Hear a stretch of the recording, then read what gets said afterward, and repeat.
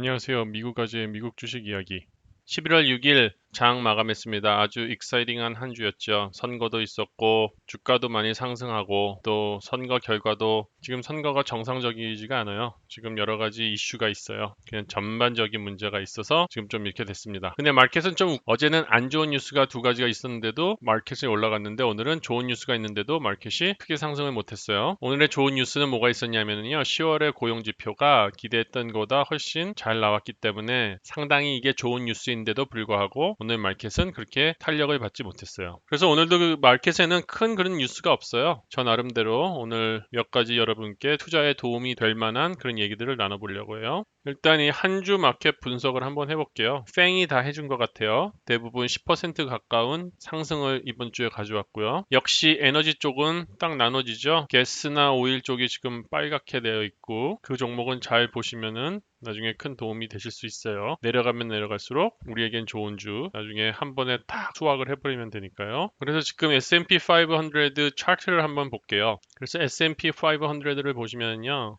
오늘 어제랑 거의 움직임 폭이 비슷했어요. 근데 어제랑 다른 것은 어제는 하락에서 상승으로 쫙 밀어 올렸고 오늘은 그냥 같은 자리에 머물렀던 거 그런 모습을 볼 수 있어요. 근데 아마도 이 상승의 힘이 약간 줄어들 것 같거든요. 이제 대선의 어떤 희망에 대한 여파가 줄어들기 때문에 불확실성이 또 강해지기 시작하잖아요. 누가 대통령이 될지 아직 모르니까. 그러니까 이게 아마 다음 주에는 제가 이 그려놓은 이 박스 안으로 떨어져서 아마 횡보를 하지 않을까 그런 예측을 해보게 됩니다. 그리고 나스닥 지수 같은 경우에도 나스닥은 오늘 변동폭이 훨씬 컸어요, 어제보다. 그래서 이게 전체적으로 이 트렌드를 보면은요, 이런 걸 보실 때 최저점과 최저점을 연결하면은요, 그때 이제 그 트렌드를 볼 수 있어요. 그럼 지금 이 위는 강한 지지선이 되고, 이 대각선은 트렌드가 되고요. 그러니까 이 지지선을 뚫지 못한 상황에서 이 하락 트렌드로 간다는 얘기죠. 제가 원하는 바는 그래도 떨어져도 지금 이 제가 거놓은 이 박스 안에서 횡보를 했으면 하는 그런 희망이 있어요. 이게 만약에 떨어지게 되면 아마 더 많이 떨어질 수 있는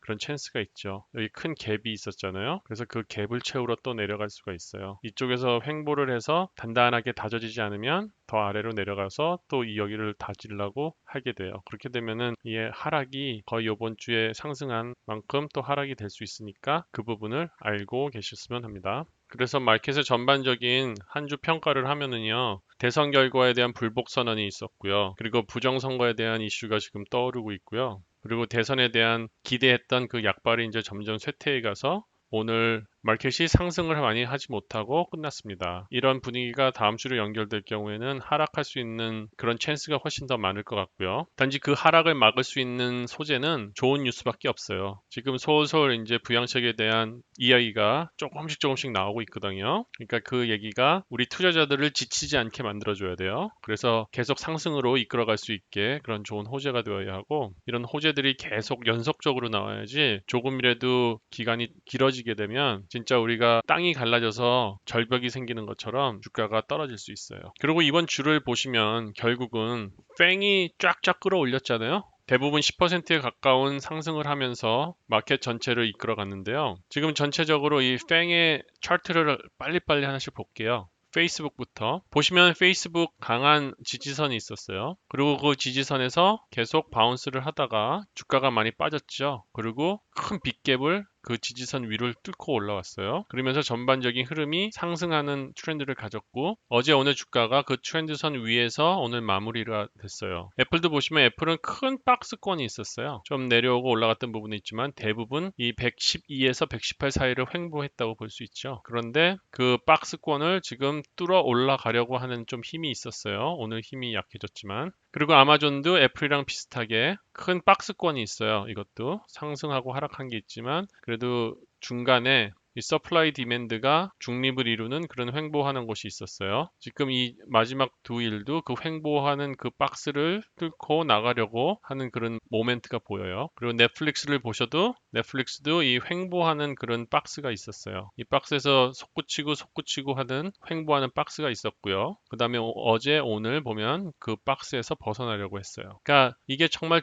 아이디얼리 벗어났기 때문에 이걸 뚫고 상승 모멘트로 가게 되면 충분히 최고점을 다시 뚫고 갈 수 있는 그런 모멘트가 되는데 지금 다음 주는 어떻게 될지 한번 봐야 될 것 같아요. 그리고 구글 같은 경우에도 1642에 저항선이 있었죠. 그 저항선을 뚫고 이 저항선이 지지선이 되고, 그리고 전체 트렌드가 상승으로 가면서 또 전 고점을 뚫으면서 1717에 저항선을 만들었어요. 그 저항선이 다시 지지선이 되고 어제 오늘 주가가 상승하면서 이 상승하는 대각선 지지선을 지금 오르고 내리고 있어요. 그리고 마이크로소프트를 보셔도 비슷하죠. 마이크로소프트도 이 박스권이 있었어요. 항상 횡보를 하는 박스권이 있었는데 거기서 지지선을 뚫고 지금 어제 오늘 상승하고 전 고점의 지지선을 뚫으려고 하고 있어요. 그래서 지금 파망의 차트를 이렇게 봤잖아요. 가장 공통적으로 보이시는 게 뭐예요? 다음 레벨로 상승하려는 기로점에 놓여 있잖아요. 그러니까 지금 엄청나게 중요한 거거든요. 지금 만약에 그 기로점에서 한 단계 상승하는 분위기로 간다 그러면은 크게 올라갈 수 있는 여력이 많이 있는데 이 대선에 대한 희망이 점점 더 사라지고 있기 때문에 다음 주가 되게 우리에겐 중요한 한 주가 될 것 같아요. 그리고 요번에 이렇게 보면서 아시겠지만 이 빵이라는 게 우리가 지금 몇 년째 얘기하고 있는 그런 주들이잖아요. 과연 근데 이 빵들이 영원히 빵이 될 수 있을까? 아니면 진짜 저번 실적 발표 때처럼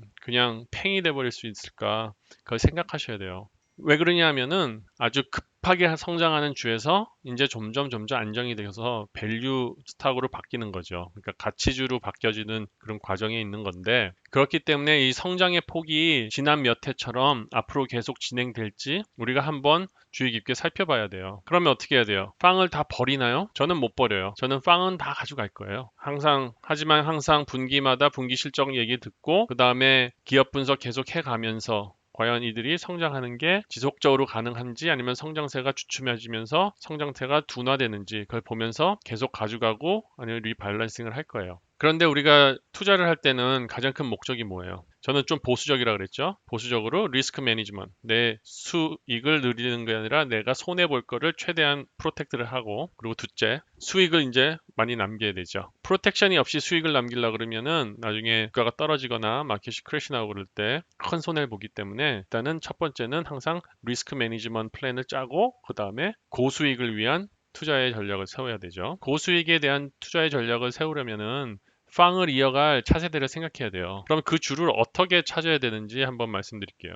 다음 세대는 4차 기술혁명, 4차 산업이 이제 기반이 되는 게 클라우드죠. 저는 그렇게 생각하고 있거든요. 그러면 클라우드는 이제 세 가지로 구분이 돼요. 저도 최근에 공부하면서 알게 된 건데요. 클라우드는 이렇게 세 가지로 구성이 되어 있어요. IaaS, PaaS, SaaS. 이 용어를 아시면 좀 이렇게 누가 볼 때, 좀 안 해. 그렇게 할 수도 있지만, 뭐 모르셔도 기본적으로 아이디어만 가지시면 돼요. 첫째, IaaS는 뭐냐면요. 우리가 클라우드를 사용하면은 결국 그 데이터가 어디론가 가야 되잖아요. 그리고 어디론가 가면은 어디론가 저장이 되고 거기서 운영이 돼야 되잖아요. 이제 그런 거를 기반으로 해주는 거, 무슨 데이터 센터 같은 거, 그런 거를 이제 IaaS라고 그러고요. PaaS는 그 데이터 센터에서 그 하드웨어를 운영시켜주는 그런 플랫폼들을 얘기하는 거죠. 뭐 예를 들어서 우리가 잘 아는 윈도우즈 서버 같은 걸 수도 있고, 그다음에 전화 쓰는 아이폰의 플랫폼 iOS 같은 것도 있고 안드로이드일 수도 있고 그리고 SaaS는 뭐냐면은 그 클라우드 안에서 우리가 별도로 소프트웨어를 깔지 않고 바로 사용할 수 있는 소프트웨어를 지원해주는 서비스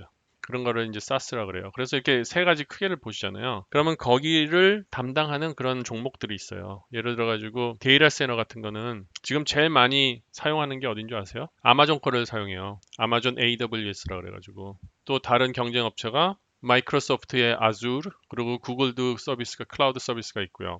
그리고 중국 쪽을 보시면은 알리바바도 있고요.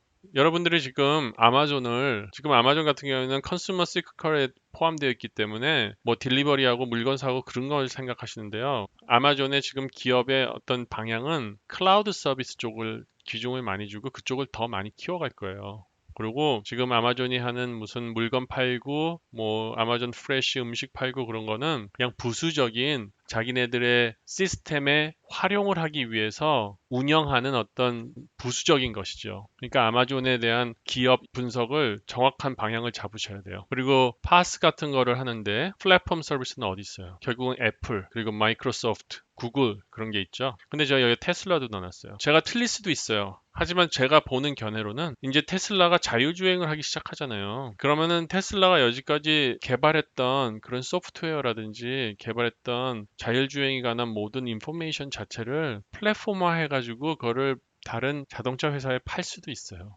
그러니까 테슬라를 보시는 시각도 좀 다르게 보셔야 될 필요가 있어요. 테슬라는 단순히 자동차를 만드는 회사가 아니고요. 결국 일론 머스크를 보세요. 뭘 하고 싶은지. 그 사람은 우주를 날아가고 싶은 사람이에요. 우주를 날아가는 시스템을 만들기 위한 테크놀로지를 개발하고 그거를 응용하는 데 있어서 그냥 자동차라는 매개체를 이용해서 한번 러닝해 보는 거예요. 제가 아마존에 비유한 거랑 비슷한 얘기죠. 클라우드 서비스와 인공지능을 사용하기 위해서 아마존이라는 대단한 쇼핑하는 거와 음식 딜리버리 하는 부분을 사용해서 자기네들의 테크놀로지를 운영하는 테스트용으로 쓰는 거죠. 그런 식으로 테슬라도 그런 게 있고요. 그리고 사스 같은 경우에는 그냥 쉽게 얘기해서 진짜 구글 덕 같은 거 있죠? 그냥 온라인 안에서 소프트웨어 깔지 않고 바로 작업하고 그럴 수 있는 거. 그런 것들 많아요.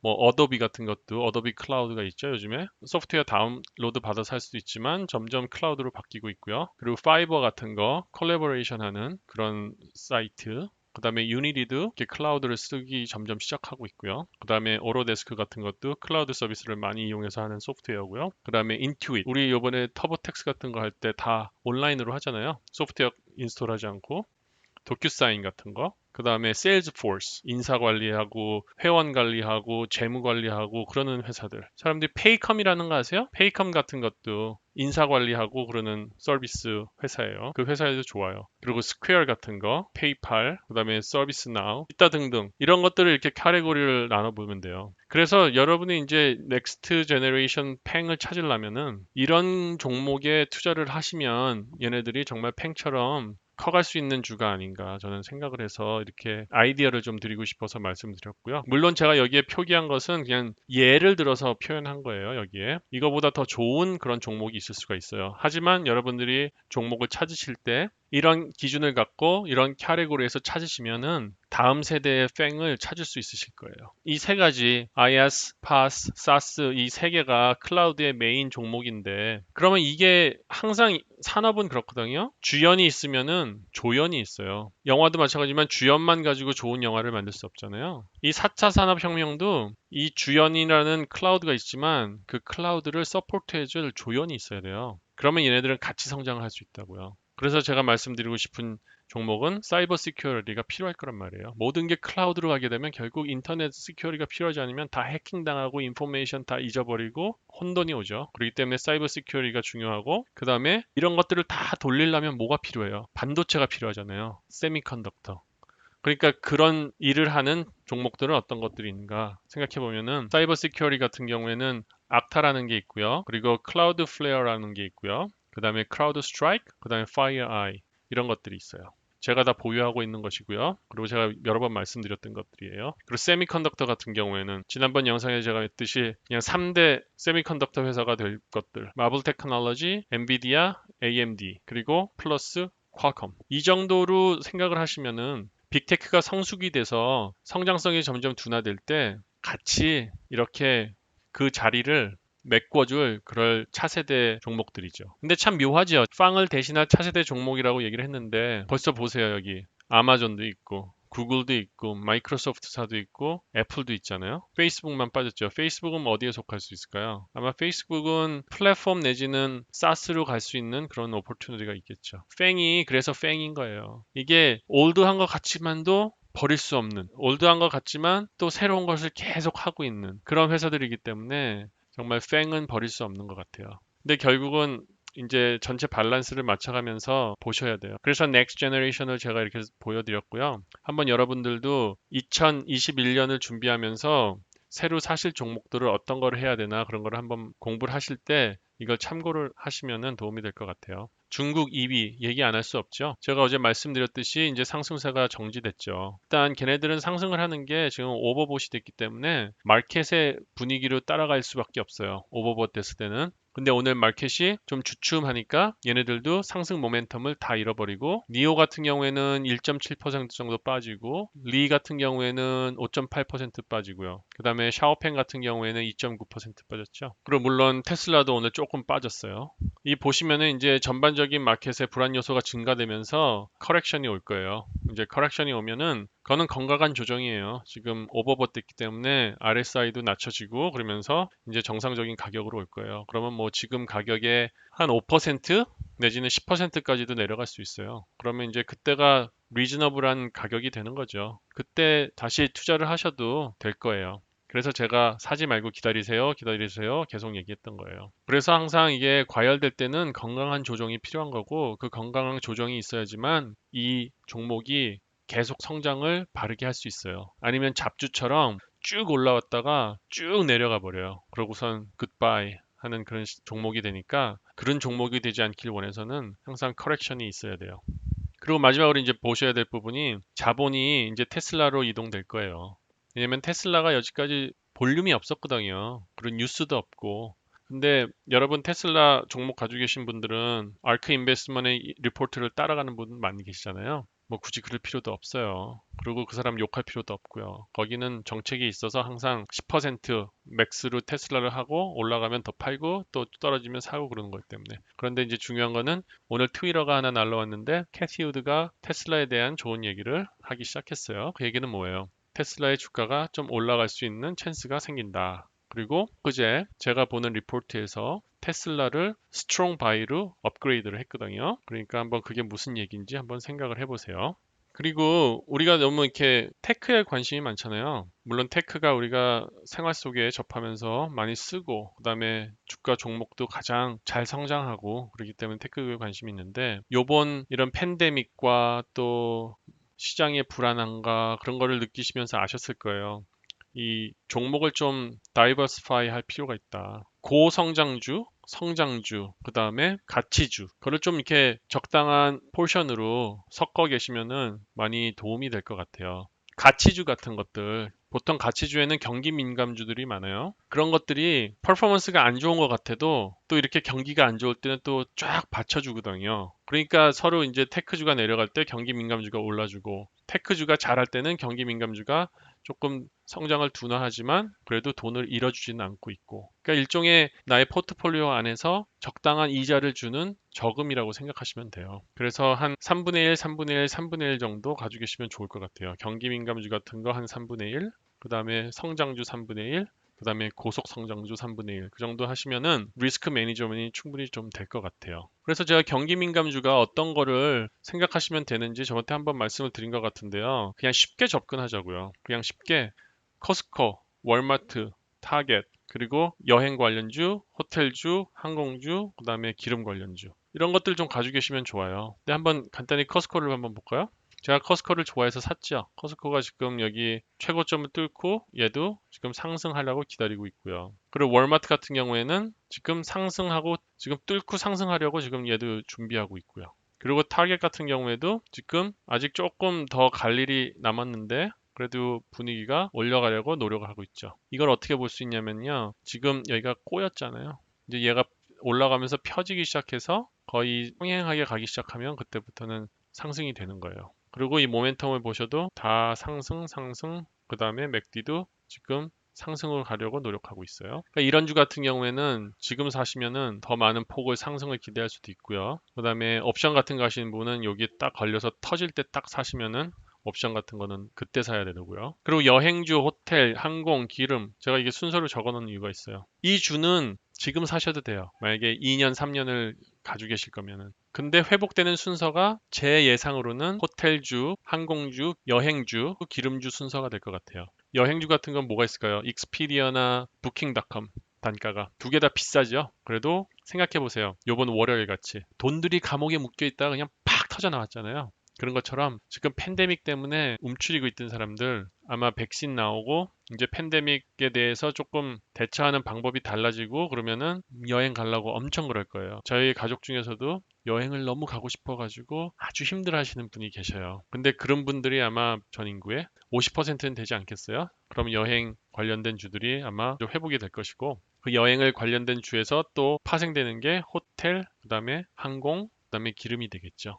그러니까 크게 보시면은 여행 관련주는 호텔, 항공, 기름의 어떤 ETF라고 생각하시면 돼요. 그래서 아마 여행은 회복을 가장 많이 하겠지만 여행주는 아마 회복이 호텔, 항공이 다 된 다음에 그 다음에 회복을 하지 않을까 그런 생각이 들어요. 그리고 기름주 같은 거는 진짜 회복될 주예요. 이거는 너무 개런티 된 건데 언제 될지 모르는 게 문제인 거죠. 그러니까 제가 엑손 조금씩 조금씩 사고 있다 그랬잖아요. 그리고 맨날 엑손 떨어져라 떨어져라 그러고 제가 주문을 외우고 있고. 근데 예를 들어서 쉐브론 같은 경우는 70불대고 엑손은 30불대잖아요. 그럼 뭐 30불대면은 정말로 월급 받으시면 한 10개씩 사든지 그래가지고 그냥 계속 좀 모아 놓으세요. 그럼 기름주는 정말 한 2년 정도 있으면은 엄청나게 오를걸요? 그러면은 여행 가시고 그럴 때 그것 팔아가지고 경비 하셔도 되고 그런 날이 올 거예요. 제가 드리고 싶은 말씀은 경기 민감주도 좀 너무 테크만 하지 마시고 관심을 가지세요. 이 종목들이 여러분의 포트폴리오에 든든한 파운데이션이 될 거예요. 파운데이션이 든든해야지 가벼운 테크주들이 그 위에서 재밌게 놀 수 있어요. 그리고 제가 트레이딩 리뷰를 좀 해보려고 그래요. 산 종목들을 가끔 제가 사다 이렇게 방송 중에 말씀드리잖아요. 가능하면은 좀 자제하려고 했거든요. 왜냐면은 어떻게 되면 그게 이제 펌프가 될 수도 있고, 그 다음에 괜히 제가 샀다 그래서 관심을 갖고 혹시 사셨다가 손해보시고 그럴까봐 그런 것 때문에 제가 좀 그런 것 때문에 좀 조심을 하고 있는데요. 제가 사는 거라 그래가지고 무조건 좋은 주라고 생각하시고 따라가시면 안 돼요. 항상 여러분의 선택과 여러분의 판단으로 가셔야죠. 왜냐면 저는 저만의 플레이하는 방법이 있고 그리고 저만의 취향이 있잖아요. 그래서 하게 된 거거든요. 근데 일단 이렇게 한번 몇 가지를 한번 볼게요. 지금 여기에 있는 네 가지 종목을 한번 볼게요. 제가 오래전에 샀었죠. 제 영상을 보시면 아시겠지만 파슬리가 한 두 달 전인가 엄청나게 주가가 떨어졌죠. 100몇십 불 하던 게 80불로 떨어지고 80불로 떨어졌던 게 70불로 떨어지고 70불이 떨어진 게 60불로 떨어지고 그럴 때 다들 걱정하고 다들 막 패닉하고 그랬는데 저는 오히려 그때 샀어요. 왜냐? 저는 오히려 그때 샀어요. 왜 그러냐면은 기업 분석을 했거든요. 틱톡 때문에 빠진 게 확실한데 얘네가 관련되어 있는 그런 업체들이 틱톡만이 아니거든요. 그리고 얘네들도 바보가 아닌 이상은 새로운 마케팅을 하고 새로운 마켓을 뚫기 위해서 노력하지 그냥 틱톡 없어졌으니까 우리 회사 망했다 그러고 있을 회사는 아니잖아요. 그래서 그때 저는 떨어지자마자 80불 때 샀고 또 이게 최저점으로 떨어질 때가 아마 60불 대에서 떨어졌을 거예요. 그때도 사고 그렇게 계속 샀어요. 그리고 그러니까 이제 지금 70불을 넘었죠. 그러면서 올라오는 거. 그래서 그런 식으로 확신이 있으면은 주가가 떨어져도 사는 거예요. 이제 그런 거를 여러분께 말씀드리고 싶었어요. 그리고 하루 이틀만 생각하시면 안 돼요. 그쵸? 주가 떨어져서 샀는데 또 떨어졌어. 3일 뒤에. 그리고 또 샀는데 또 떨어졌어. 4일 뒤에. 그럼 막 걱정되고 그때부터 막 이거 어떻게 해야 되나. 그때 되면 손해를 자르고 나와야 되나 막 고민하잖아요. 그게 아니라 자기의 확신이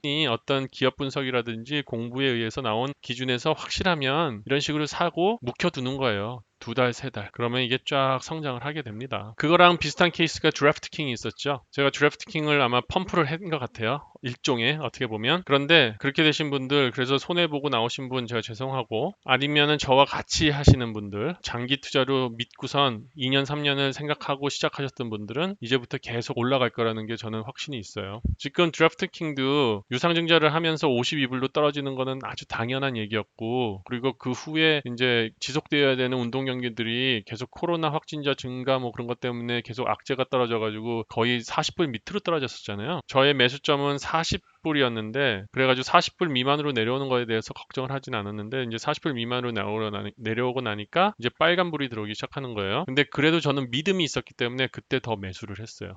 그러고 나니까 또 지금 올라오기 시작하잖아요. 이게 투자의 기법이에요. 믿음이 있으면 그냥 투자가 들어가요. 걱정이 되지 않고. 그리고 거기에 가장 중요한 것은 딱 두 가지. 기업 분석에 대한 믿음, 그 다음에 내가 장기 투자에 대한 어떤 신념. 그게 있으면은 오늘 내일 떨어져도 2년 뒤, 3년 뒤를 보면은 이게 두 배, 세 배, 10배, 20배 될 수 있다는 걸 알기 때문에 그렇게 들어가는 거죠. 그리고 유니티, 그리고 팔란티어. 제가 영상에서 이렇게 살살 말씀드리는 것들 있잖아요.